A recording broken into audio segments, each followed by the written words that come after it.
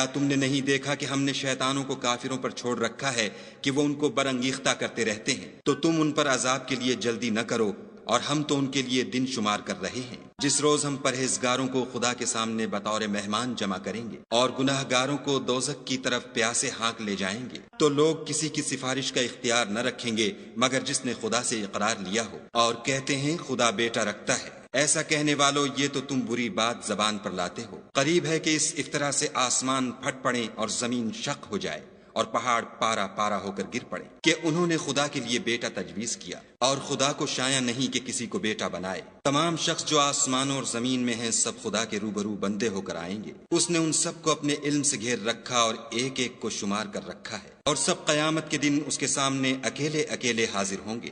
اور جو لوگ ایمان لائے اور عمل نیک کیے، خدا ان کی محبت مخلوقات کے دل میں پیدا کر دے گا۔ اے پیغمبر صلی اللہ علیہ وآلہ وسلم،